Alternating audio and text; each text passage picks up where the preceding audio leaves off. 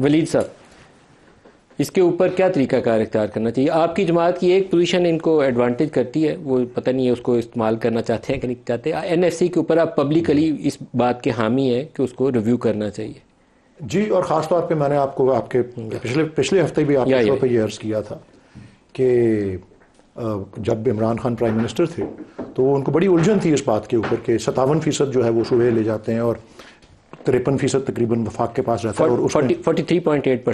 Sorry जी, बिल्कुल जी, 43% जो है वो वफाक के पास रह जाता है, जिसमें डिफेंस और डेट सर्विसिंग सबसे सारे फहरिस्त हैं।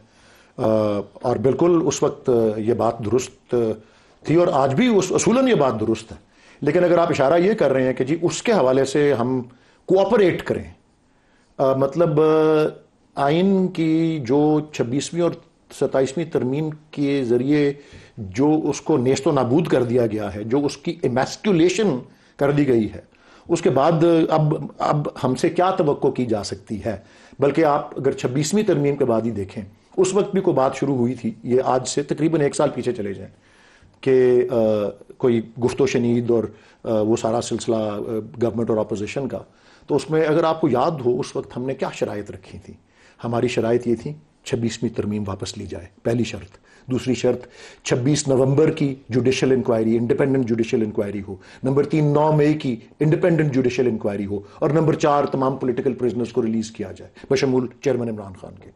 तो ऐसे माहौल के अंदर असूलन हमारी पोजीशन कुछ भी हो, मतलब मैं समझता हूं पर्सनली कि जो आगे आने वाली तरामीम के बारे में अब ये सारा कुछ इसको जमी बोस करके आइन के पूरे ढांचे को, इसके पूरे बेसिक स्ट्रक्चर को, इसमें इख्तियारात की तकसीम को मलियामेट करके, इसमें चेक्स एंड बैलेंसेस को नेस्तो नाबूद करने के बाद अगर आप बात करते हैं एनएफसी अवार्ड को रिविजिट करना है, जिसको असूलन मैं समझता हूं कि पीटीआई उसको समझती है कि ये दुरुस्त है, इसको करने की जरूरत है।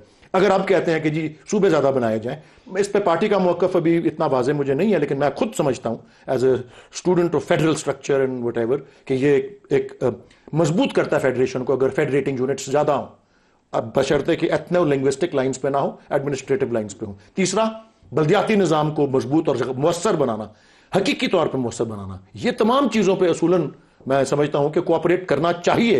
लेकिन जो कुछ हो चुका है, जिस तरह से हम कड़ाही में से आग में छलांग लगा चुके हैं, उसके बाद मैं तो कभी रेकमेंड नहीं करूंगा अपनी पार्टी को, मेरा मशवरा मांगा गया अगर तो कभी भी नहीं कोऑपरेट करना चाहिए, क्योंकि उसके पस मंजर में जो है वो उसकी वजह है।